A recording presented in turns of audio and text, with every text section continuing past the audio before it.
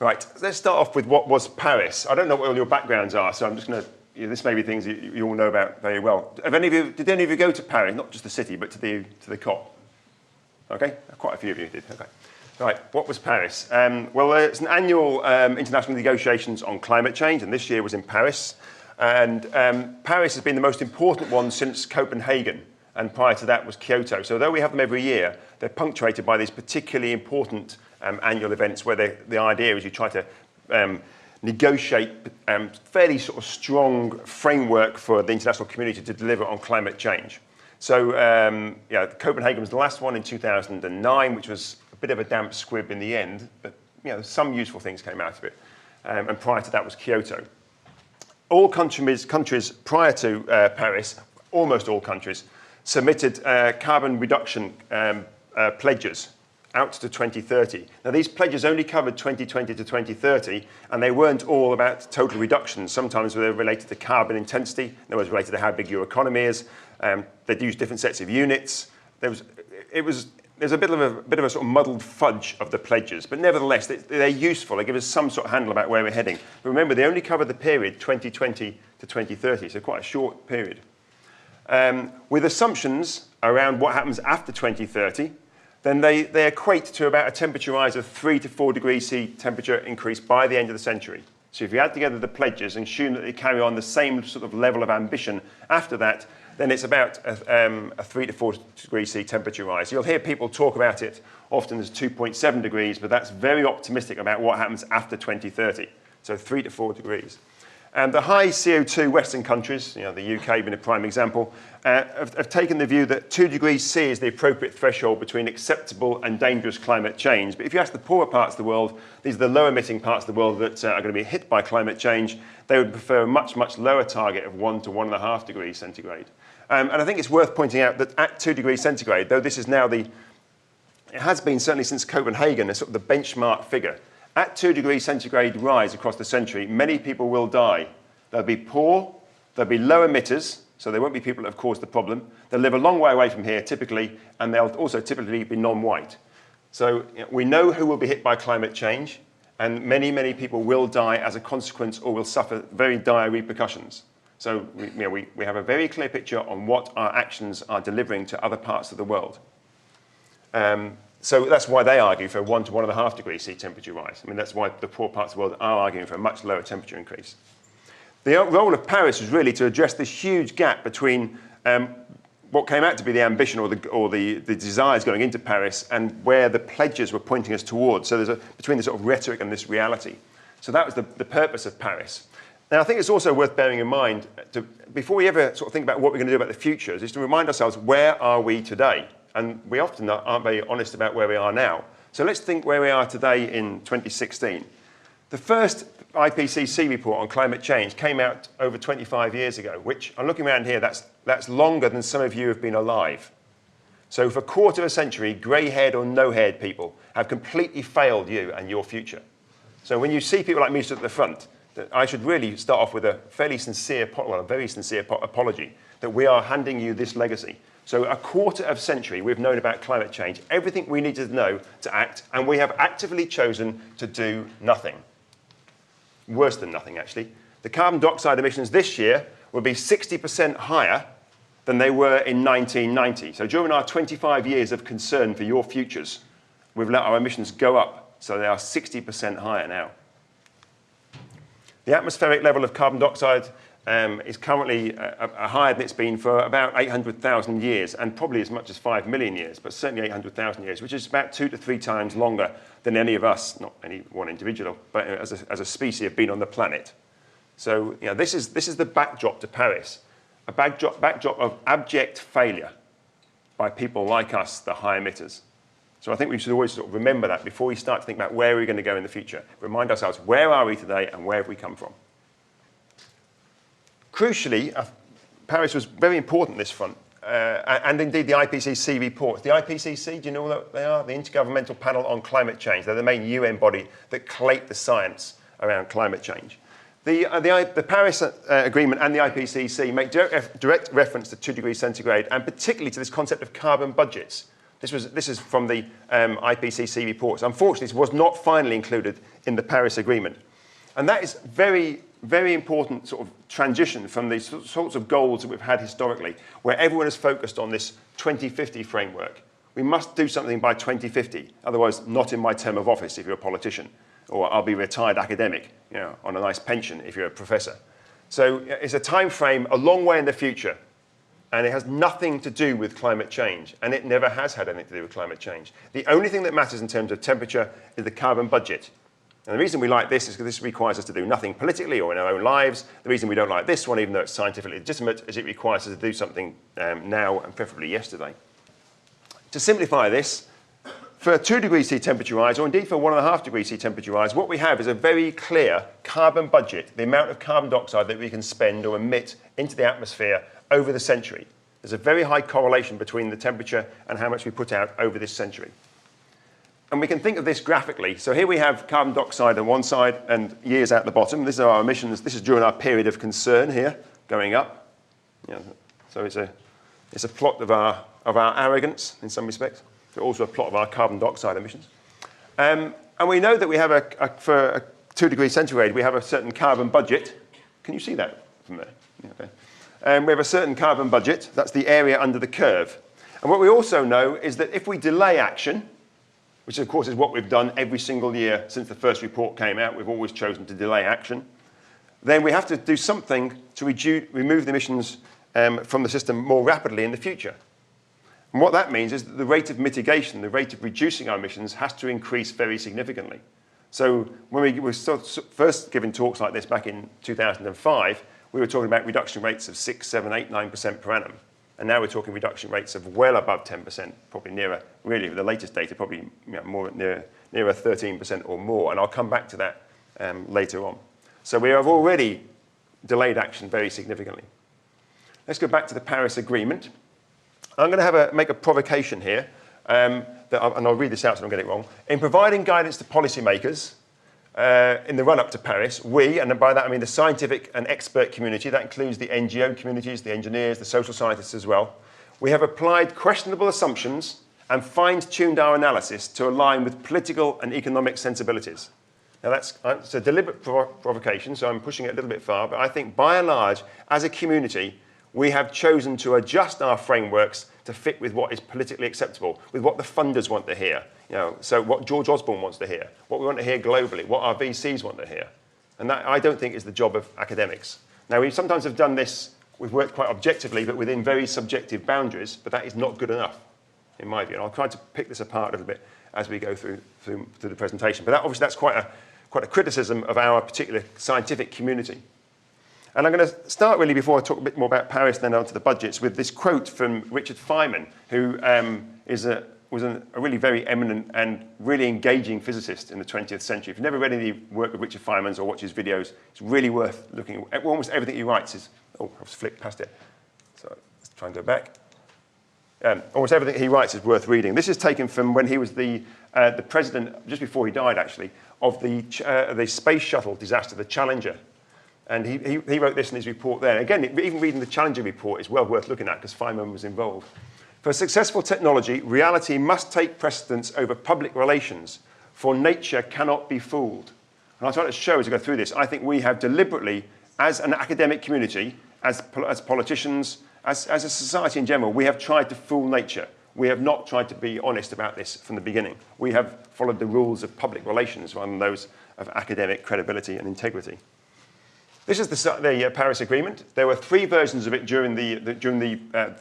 mostly during the final week. So you had the first version, which is very long with lots of brackets. And the brackets cover, every country sort of has its red lines. Then during the week, you get a second version, which is actually on the Friday, just before the final version. And that's got less brackets in it. And then you get the final version, which is much shorter, no more brackets. And a lot of the stuff that you hoped was in there is now gone. Because they've had to compromise to get agreement. So this is the Paris Agreement, 32 pages long. And in many respects, I think on 2 very important respects, and a lot of people have suggested in lots of other respects as well, but 2 important respects, in my view, it was a real triumph. The first one is that the 190 leaders declared that they basically believed the climate science. They have pretty much pushed aside the climate skeptics. And actually, it's interesting to see how quiet the climate skeptics were in the run-up to Paris and since Paris. So I think, actually, that is really important. The integrity of the scientists working year in, year out, just doing the basic scientific work, not necessarily any of the policy-related stuff, has actually won out in the end. And I think that's a really important triumph to come out of Paris. And the second triumph relates to this particular paragraph here, which none of you can read, so I've blown it up. Have any of you read this exciting document? Well, a few of you, yes, and you're still awake. Yeah. It's not a riveting read, is it really? Certainly the first 16 pages. So to hold the increase in global average temperature well below 2 degrees C, notice that well below, not a 50-50 chance of, or like the UK government, a 63% chance of exceeding 2 degrees C, above pre-industrial levels, and to pursue efforts to limit the increase to 1.5 degrees C. It also has this part here, to undertake reductions in accordance with the best science, and I think probably the Ipcc are as good an authority on that as you could really imagine. And that was not in the penultimate text, and quite a few of us were a little animated, to say the least, that any reference to science had been removed from 32 pages on climate change.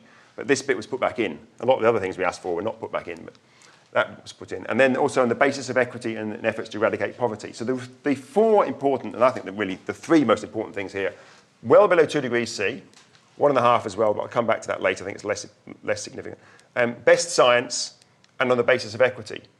And with this effectively gives us a quantitative framework with which to hold our leaders to account. Now, whether that's our VCs, whether that's our governments, whether it's the EU Commission, whether it happens to be whatever organisation we're in, this gives us a framework within which we can hold people to account quantitatively.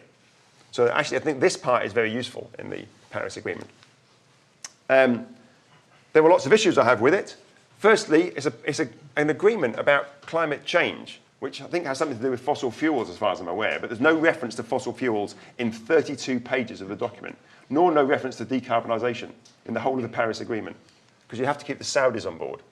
Yeah, everyone's got to be kept on board, so we just water down one thing after the other. Did any of you hear the discussions about should or shall in relation to the Americans? Yeah, I mean, the idea that, and that went on for a long time. Yeah, shall has legal repercussions, should doesn't. So aviation and shipping, this is equivalent to the emissions of the UK and Germany added together, are exempt, they're not covered. I don't know which country covers them now, God, presumably. No one else seems to be taking account for them. So they can now carry on increasing without any direct sort of guidance from the Paris Agreement. The voluntary pledges, as they were then called the INDCs, the intended nationally determined contributions, and now really the NDCs, because now we've gone beyond that intended side, they add up to about 3 to 4 degrees C, not this misleading 2.7 degrees that a lot of people have talked about. We're not going to review the INDCs, the pledges, till 2023. I think that's a long time from now. That's 300 billion tonnes of carbon dioxide that will be pumped into the atmosphere between now and when we review the INDCs. You know, that CO2 will be there, some of that CO2, about 20%, will be there for up to 10,000 years, changing the climate. So we have chosen, despite the fact that pledges are far too weak, to do nothing about them till 2023. And the whole edifice is reliant on negative emission technologies, which I'm going to come back to quite a lot later on, to keep it all together. The idea that you can suck carbon dioxide out of the atmosphere at some point a long way in the future. So before Paris, we were heading in this direction, which is 4 to 6 degrees C sort of temperature rise. Now, you can't be too precise about these things, but that's the sort of direction we were heading before the Paris agreements. With the Paris agreements, we're heading more in this direction. I think probably, to be honest, thanks more to the economists or the financiers that clapped the global economic system. That was probably more why we're heading in this direction. But this is the pledges. Now, does it seem reasonable that we're going to carry on going up like the pledges suggest, either being static or the one we had before? Well, this is the UK. Just an example of the UK, a leading nation on climate change, question mark. This is what this leading nation on climate change is doing about it. We've given tax breaks to shale gas, which is made up of methane, which is principally methane, CH4, 75% of the mass of methane is carbon. So when you burn it, you get lots of carbon dioxide. We've recently reduced taxes on the oil industry to help it through these difficult times. And the Chancellor's proposed a whole suite of new gas-fired power stations without any carbon capture and storage. We had their highest ever investment in North Sea oil in 2012 and 13. We're expanding aviation and ports. We've systematically dismantled the support for renewables. We've reneged in the government's commitment in its manifesto on carbon capture and storage. And we've opened a consulate in Alberta next door to the tar sands, so we can sell our oil expertise into the dirt to help dig out the dirtiest fuel in the world. Makes coal look clean. And this is what a leading nation on climate change is doing. No one's any better than this, really. The Germans know better, the Norwegians know better. And we all have our little honeypots of activity which are pointing in the right direction, but as a sort of systemic output from most countries, they're moving in this sort of direction.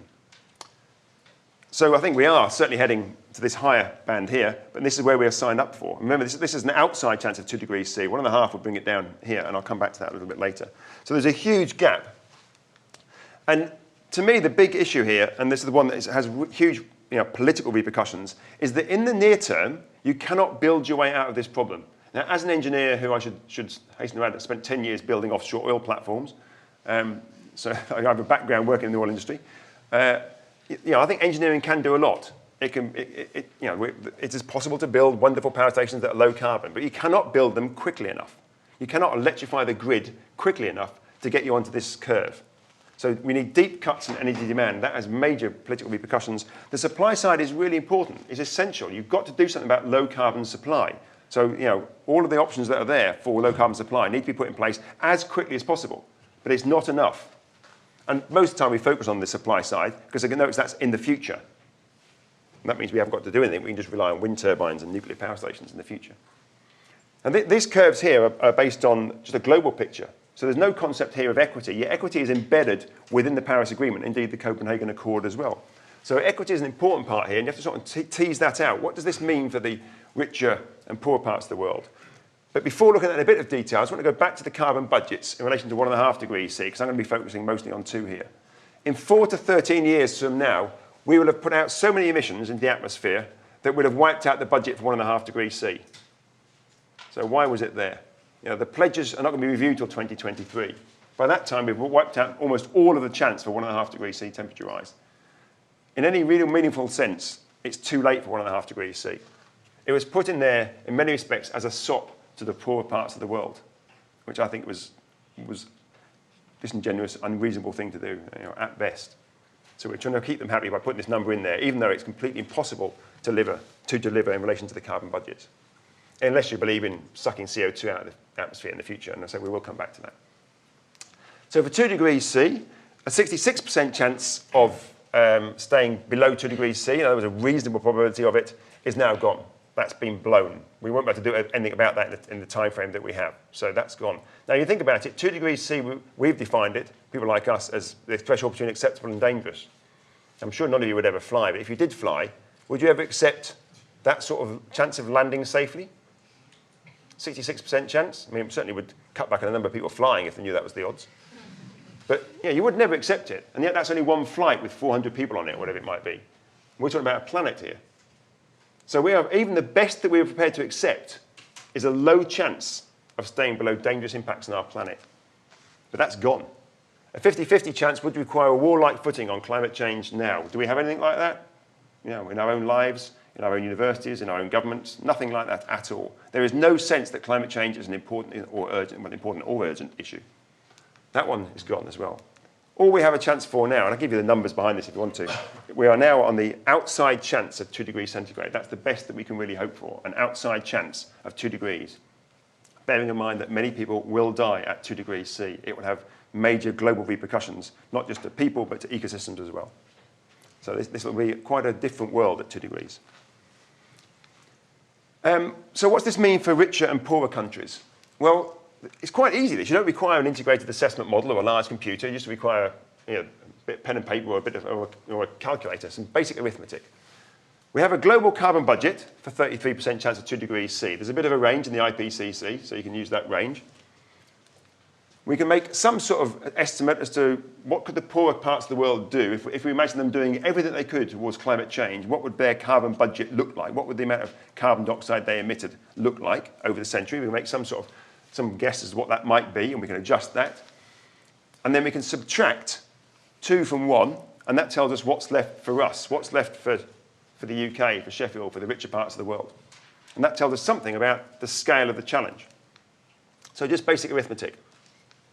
Let's imagine the poorer parts of the world peaked their emissions by 2025. In Paris, China said it would peak emissions by 2030, India 2040, and other countries later than that. Now, although they said that, I think it's very likely they can reduce their emissions much more rapidly than they're suggesting in Paris, and I think a 2025 peak remains doable, basically because the poorer parts of the world are dominated by the emissions from China. So I think and China can do it, is already doing a lot, and certainly 2025 looks to be quite a viable time frame. But then let's imagine it starts to mitigate and manages to achieve 10% per annum. Mitigates is a posh word for reduce our emissions. To reduce our emissions by 10% per annum by 2025. Imagine that if you've got a growing economy of 3% per annum, that's a reduction or improvement in carbon intensity of 13% every single year.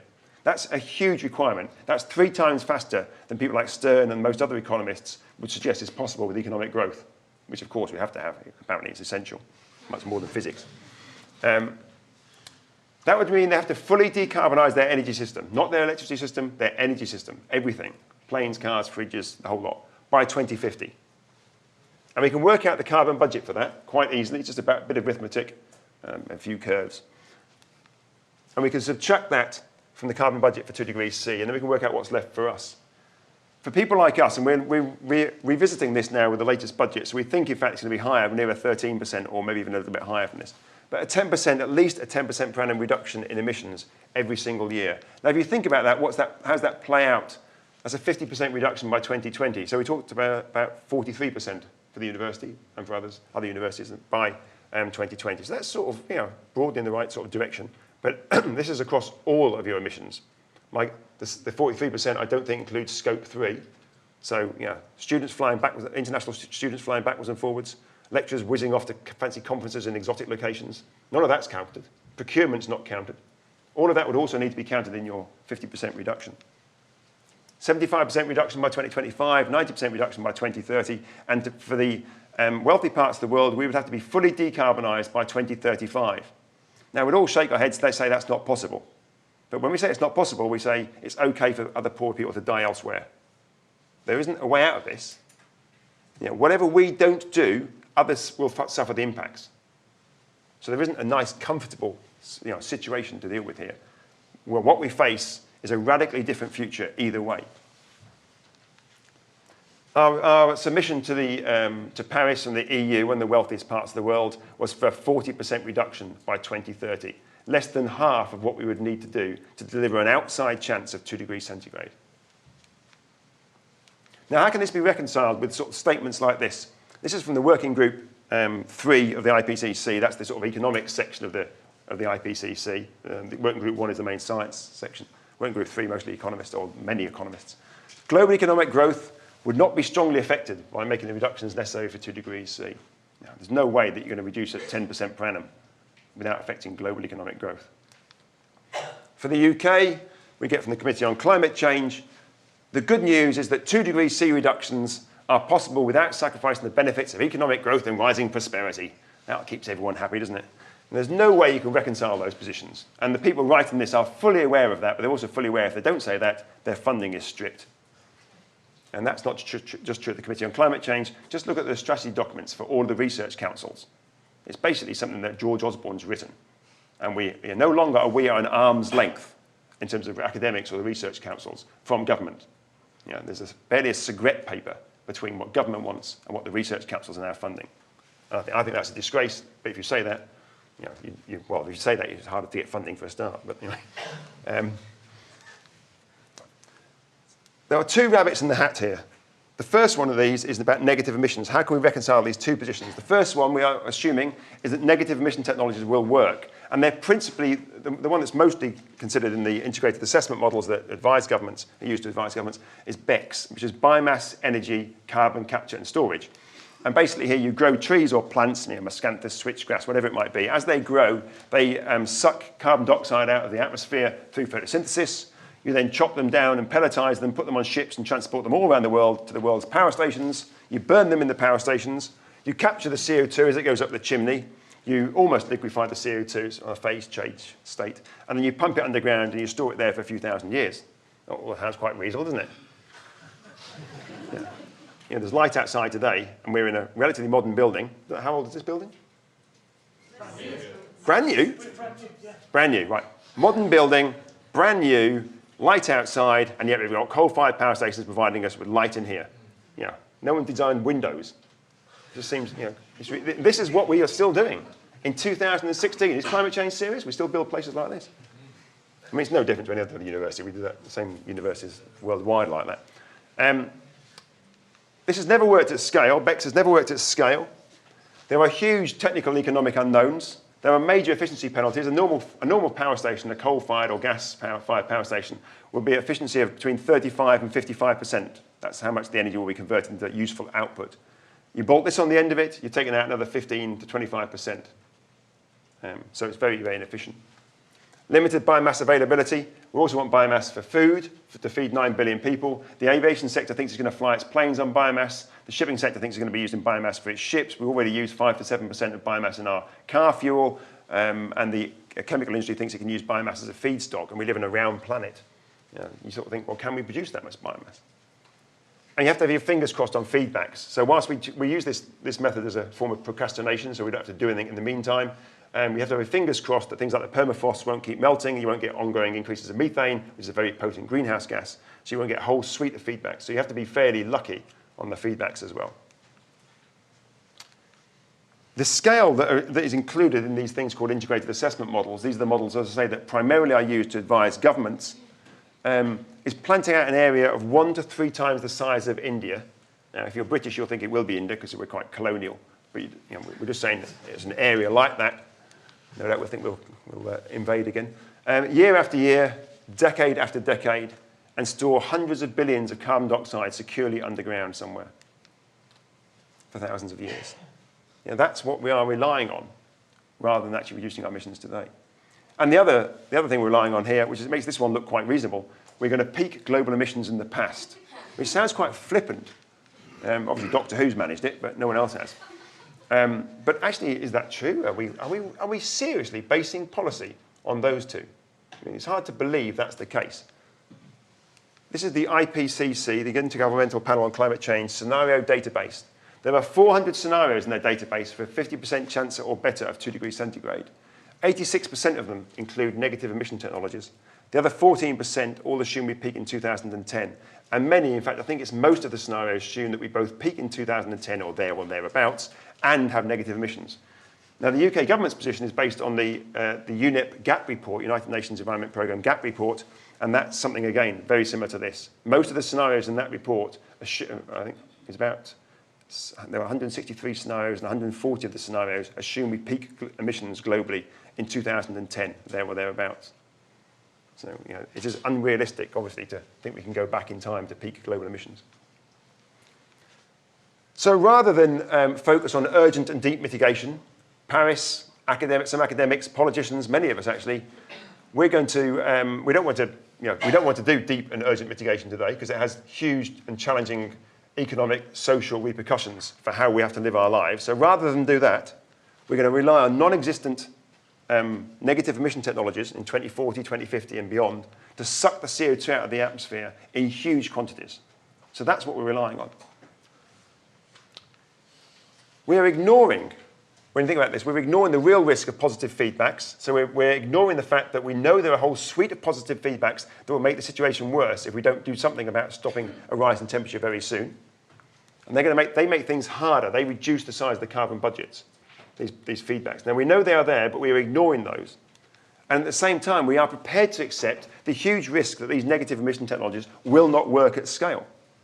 So we have completely sort of adopted an approach of naive optimism, towards some sort of techno-utopian future. So the science tells us very clearly about these things up here, these feedbacks. And the social science and some of the other science and engineering tell us this looks risky, and yet we'll still prefer this one over thinking about those sets of issues. So at every level, we as a community have erred on the side of significant optimism. So I go back to Richard Fineman and make the point, what are we doing? Are we trying to fool nature? Do you think that's what we're doing? Peaking emissions in the past, requiring time machines, and requiring to suck out of the atmosphere hundreds of billions of tons of CO2. That's more, of course, than we produce in all other forms of waste. We produce more in terms of carbon dioxide of tons of waste than any other form of waste, and store it for a few thousand years underground securely somewhere. So I think Fineman had a point there. I mean, it's about time that we listen to nature and the second law of thermodynamics and not worry too much about what the economists have said. Physics has a 13 billion year history, while the current economic model is simply an ephemeral construct. And yet, almost all of our independent academic lives, including as science, is influenced by that ephemeral construct. Yeah, so we may work subjectively, that's right, objectively, but we are working often in quite subjective boundaries. So why have we, as the academic community, why have we become beholden to the latter? Why do we not speak out against the latter? And obviously some people do. So we turn to 2 degrees C. Is it still a viable goal? My hypothesis is yes. So there's I'm quite upbeat now about we can do something about this. We're only talking about an outside chance of 2 degrees centigrade. And there are 3 things I'm going to touch on. One I'm not going to go into in any detail. The first one is on equity and behaviour. So I think it's really important. The second one is on technology. As an engineer, you've got to have technology in there somewhere. And the third one is on growth, but I've sort of grayed that out a little bit. I'm not going to talk about growth, but you can probably get some sort of sense of my concern that the the economists have taken over, and that we're part science as a result. But we can discuss that in the panel perhaps. So let's go to equity first. This is a useful set of figures. I've been using some other data based on Vilfredo Pareto, who was a 19th century Italian economist, but thankfully now Chancel and Lucas Chancel and Piketty, some of you may have heard of Piketty, quite well-known economist, French economist, have pulled some data together, along with a new report recently from Oxfam that shows how emissions are skewed to particular groups of people. 50% of global emissions come from 10% of the population. Top 1% of US emitters emit, which is about 3.5 million people, have carbon footprints that are 2,500 times greater than the bottom 1% globally. And I had a bit of a Twitter exchange with David Roberts, who's in the States, about this, because we recently had, there's an actor chap called Leonardo DiCaprio, you might have heard of him. And there's a strange celebration every year, these types of people, called the Oscars. And he spoke at the Oscars, having won one of these things, saying about how important climate change was. And I just thought, well, yeah, but look how you live your life. So I checked his, and he has a private jet and all the rest of it. And so I checked his listing in the Forbes rich people, just for actors. And he's actually not very far up. He's only number 15 in the top 100 richest actors. And he gets he doesn't earn, he gets paid $29,000 a year. And if you use Chancel and Piketty's approach to work out his carbon footprint, it's the equivalent of about 900 Americans, about 1,500 Europeans, 3,000 Chinese, and about 9,000 Zimbabweans for one person. So emissions are, it's not like him. There are lots of other people in this group, maybe not quite as bad as him. But emissions are hugely skewed to a few people. But that's actually much easier. From a policy perspective, we have to have policies that aim at that group. So who are in this high-emitting group? If we can understand who's in that group, we can start to have policies aimed at them, rather than having to say the policy has to affect everyone on the planet, which is much more challenging. Climate scientists. You very seldom see a climate scientist that's on the ground. They're normally on a flight somewhere. So their carbon footprints are very high indeed. If you're an OECD academic, pretty much guaranteed. If you're an academic almost anywhere in the world, you're probably in that top few percent of emitters. And if you're a student, you're desperately aspiring to be there. Anyone who takes a long-haul flight every year or so, that generally is a very good way of saying, are you in the high emissions group? The flight will help, but with the other ways that we live our lives, people that fly a lot, particularly if you're a frequent flyer, you're definitely well into that group, probably in the 1% or even higher. 2 degrees centigrade is a short-term challenge for 2 degrees centigrade. I'm quite careful about that, 2 degrees C. It's a consumption problem, not a population problem. This red herring that is about the poor becoming wealthy is meaningless. Just do the basic maths. The poor will not become wealthy enough in the time frame we have to deal with 2 degrees centigrade for their emissions to really matter. What matters in terms of emissions are the people who consume today. Now, that's not just people in the West. That also includes about 300 million people in China who consume like the average European. Now, there's another billion people that don't. So these people are spread all around the world. But we know who they are. And we know, there are policies that we could put in place to reduce that particular group's emissions. Oh, am I going backwards? Oh, I did some calculations based on the Piketty work. If the top 10% of emitters reduced their emissions to the carbon footprint of the average European, now that's not asking too much, is it really? The top 10% would have, if you thought climate change was a serious issue, the top 10% reduce their emissions to the average level of, the level of an average European. That's not really impoverished. That would be a 33% reduction in global emissions. If we thought climate change was serious, is that really hard to expect for the short period or the 20 or so years it will take us to put low carbon energy supply in place, to ask this particular group, people like us, I suppose, ask this group to reduce our emissions to the level of the average European? Is that too much to ask? That would give us a 33% reduction. Not enough, but it certainly moves us in the right direction. Some very brutal logic to carbon budgets, and if you can find a way around this, I'd be pleased to know what it is, because this makes my life quite difficult. Just look at aviation. For every tonne of CO2 we emit when we fly, or indeed from any other high carbon activity, is a tonne of CO2 for a given carbon budget that a poorer person cannot emit for a given carbon budget. And in the short term, what we know very clearly is for the poor people around the planet to have access to fossil fuels improves the quality of their life. Thanks. So we know that the poor, if they have access to fossil fuels, the quality of their life improves. We also know very clearly that on average, if we have increased access to fossil fuels, our quality of life does not improve. There are a whole suite of academic studies that have shown this. That initially, as our consumption of energy goes up, and fossil fuels mostly goes up, our quality of life improves, and then we keep consuming more and more, then it flattens off. So for the poor, it matters. So there's a really difficult choice. When we fly to a conference or to a political meeting or whatever it might be, a holiday, visit our family, then we are saying we prefer that over access to energy for basic needs for poor people around the planet. Now that's quite difficult to live with as you book the flight. What we're saying is my life and what I'm doing here is more important than some poor Ghanaian having access to fossil fuels and energy. That's what we are actively saying. Once you think about it, you're a bit stuck with it as well. So every time you buy a flight ticket or you decide to get a larger car or drive somewhere on your own, wherever it might be, this is what we're doing. So it's not easy, and psychologically, I think it can have a bit of effect on you. So let's go to technology. Let's talk something a bit more upbeat. What can we do with technology? There's a huge amount that can be done on the demand side. And I'm going to just touch on two of these as examples. First one, and I'm not saying that we shouldn't move to public transport or that we shouldn't cycle or try and travel less. All of those things are really important. All I tried to look at here was what can you do with the existing infrastructure and paradigm if you assume no change in driving habits. So let's look at the first one of those. Private road use cars, basically, in the EU and US is somewhere between 12 and 15% of our CO2 emissions. There are now over 300 models of cars, of petrol and diesel cars, not electric cars, that have emissions per kilometre of less than 100 grams. Now, it could be, I heard yesterday, is that Mitsubishi just admitted they've been fiddling their data for the last 25 years in the cars they're selling. But certainly, 100 grams is quite doable, even if you allow for the fiddled data. Quite a few of them are down at the 85 gram mark. So 100 grams. What's the average car in the UK? About 165 grams of carbon dioxide. The average new one being bought is probably about 135 grams. The average American car is 220 grams. So, these are available now. And what's important, at no price premium. They take 3 seats in the back for your kids if you want to have kids in your car. They're as big as any other car. They all do the speed limit. They'll all do probably 100 miles an hour, probably, if you want them to. So they do everything else a normal car can do. They look like a normal car. They fill up with petrol like a normal car. Another great thing is that 2/3 of all vehicle kilometres are travelled by cars that are 8 years old or younger. So there's a very rapid turnaround of cars in the market.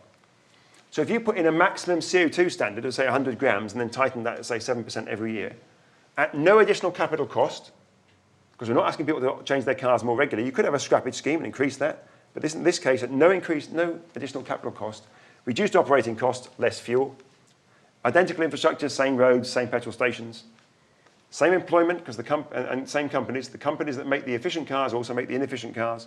So there's no change in employment here. You'd have a 50 to 70% reduction in 10 years. All you require are politicians with spines and a public that's prepared to back them and ignore what Clarkson, Top Gear, and those other ecological Luddites tell us. So that's possible now with existing technologies at no price premium. And we can't even be bothered to do that. Same thing for refrigeration. I won't go through this one here, but an A+ refrigerator, according to DEC, uses 80% less energy than an A-rated refrigerator. That's the same size. That's not different ones. For the same size refrigerator, 80% less. So why are we selling A-rated refrigerators? Why not just have a standard that is the same level as that, and it gets tightened every year? The Japanese did this years ago, called the Top Runner program, for quite a suite of appliances. So it's not as if this is a new way of doing it. If you did that, then you'd have something like there or thereabouts a 50% reduction in refrigeration load over 50 years. Now, there are a whole suite of things about rebound effect, Jevons paradox, that the money we would save we would spend on jet skis or more holidays, which are important, and I think there are things you can do about them. I'm not going to go into them now, but there are a suite of things you can do about those as well. And just think about this across the electricity system. If you need a fridge to keep your lettuce cold or your beer or whatever it happens to be, you need electricity, you need a transmission network, you need power stations, and you need someone in Qatar to get the gas out of the ground or the Australians to get the coal out of the ground. You start to put some units on this, 10 units of useful refrigeration. In an A-rated fridge would require us, because they're very inefficient, to put in 50 units of useful energy, electricity. You'd lose about 6 to 8% in the transmission and distribution lines. That's mostly in the distribution, the low voltage stuff in the cities. The pylons overhead are pretty efficient, about 2% loss. Power stations run at 35 to 55% efficient, and you lose at least 10% getting the stuff out of the ground, putting it on ships and transporting it right around the planet. So if you save 1 unit here, you save 13 units there, and yet we spend all our time focusing on this. Now this is important, but then so is this. And this takes a long time to deliver. This one's much, much quicker. So we should not move away from the supply side, but we should double or triple our effort on the demand side. So for 2 degrees C, I think if we're serious about it, there are 2 phases to delivering it. First, we need deep reductions in energy demand by the high emitters of the planet, and we know who they are, and we know what sort of scale reductions we're looking at. And the second one, we need a Marshall-style plan, a bit like the reconstruction after the Second World War, of moving towards zero carbon, not low carbon, zero carbon energy. Initially it can be very low carbon. We have to get the emissions down to virtually zero, otherwise the temperature will keep going up. Because there will always be emissions from the agricultural sector particularly, and probably some emissions initially from the process sector, from the process emissions from some things like steel and cement, for instance. So we need to be zero carbon from energy. And we need to do that across the globe with 100% penetration by 2050 to give us an outside chance of 2 degrees C, at which, anyway, a lot of people will die. And this is the best that we now have, because for 25 years, people like me have chosen to do nothing. So let's give a bit more of a flavour as what we could deliver. What would this mean for demand? These are just some pointers on this. 75% of homes roughly will still be here in 2050. Okay. If we retrofitted those, we'd have low energy houses with low CO2 emissions. And retrofitting these with a deep retrofit, not passive house, about £40,000 per house. So quite expensive. But those houses will then also be resilient to a changing climate. These houses will be there for the next 50, 60, 100 years possibly. This eliminates fuel poverty, which is about 10 to 20% of all houses in the UK. 26 million homes in the UK, for instance, of which 10 to 20% are in fuel poverty. And it also makes all of us resilient to changing prices, the volatility of fuel prices. So this is really a good thing. And it costs us less than 2% of GDP. And what the other great thing about it is it's great for training and employment. You do not have to be skilled to do retrofit. You will get trained up, and as long as you've got your foreman or forewomen and your inspectors and so forth are up to the job, they can ensure that people do a good job of retrofit. It's not easy doing retrofit to do it well, but it's quite possible. So this is one of those few occasions, I think, where there are many win-win-wins here. You're talking about 60 to 70% reductions in carbon emissions and energy use within the households with a full-on retrofit. We should have a maximum CO2 standard for all new cars and also rapidly move towards electrification or something along those sort of lines. Stringent efficiency standards on all equipment, and that could be led by governments or indeed by universities. So it would only have a top runner program for the universities. It will only buy things that are the top end of the efficiency range. Major behavioural changes for high emitters, high energy users. So these are the sort of demand things that we need to be trying to do.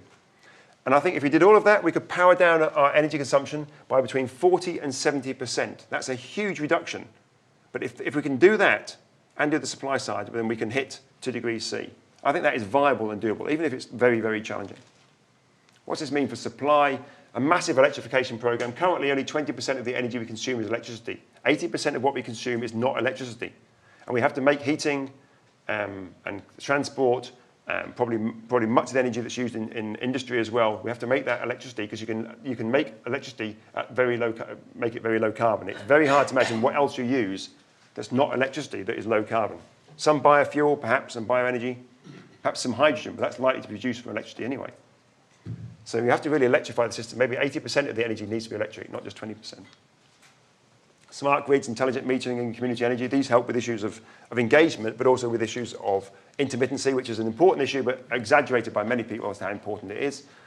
We have to sustainably exploit all the huge renewable potential that we have. There's massive potential in the UK. And some of that will have, when I say sustainably, we have to think about that, because I personally would go for the Severn barrage, which is probably 6 to 7 gigawatts of energy. So the equivalent probably output over a year of something like 2.5 to 3.5 nuclear power stations. Now, it will have lots of local sustainability implications, but I think it's worth that for the climate change benefits. But they're arguments that we can all have. UK solar panels, if you fitted them on all roofs around, southwest-facing roofs around the UK, that would generate 1/3 of UK's electricity. Solar panels on the southwest-facing roofs of domestic properties, 1/3 of electricity in a country like ours, which is not, as you can spot today, not the sunniest place in the world. So there are huge things you can do across the board. Indigenous biomass and biogas to help with some of the intermittency issues. So that's some arguments on the supply side. And the policy side, progressive metering tariffs. Basically, that means that as you use more energy, you pay more per unit. At the moment, the people who pay most per unit are the poorest in our society. If you're rented accommodation and you've got one of those card meters or anything like that, then you're paying more per unit than people like me at the lower end. So we should switch that round. So the more you consume, the more you pay per unit. Adopt a low discount rate for the economists that happen to be here. 3.5% is the Green Book rate from the Treasury. That makes a massive difference. It makes wind turbines onshore at 3.5% are much cheaper than gas. Wind turbines onshore at 10% discount rate are more expensive than gas. So the discount rate, that's why costs are not an objective function. They're not like gravity or anything like that. Costs are what you want to make them. You just choose the discount rate and you can get the cost to be anything. A moratorium on all new hydrocarbon developments and rapid reskilling of people who work in the oil industry and the technical industries supporting the oil industry to be doing renewables. Now, these people are highly skilled. They could quite easily be building offshore wind turbines off the continental shelf or wherever it might be. They can be doing lots of things to moving towards renewable energy instead of producing oil. A moratorium on airport expansion. Quite unpopular, but so there's some policy options as well. I'm going to finish off with this final slide. This is what I always use. This is from Robert Unger. Used to be a Brazilian politician, but now he's much more of a philosopher.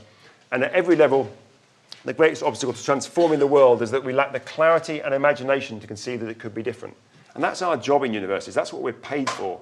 To have clarity and imagination, to think of how the future will be different, and then provide the policymakers with some clear vision of how you would get there, what that would look like, what are the numbers, what are the technologies, what are the policies, how will people respond, all of that side of things. That's the job of us as academics. Imagination and clarity. We've been lacking both of those in relation to climate change for at least 25 years.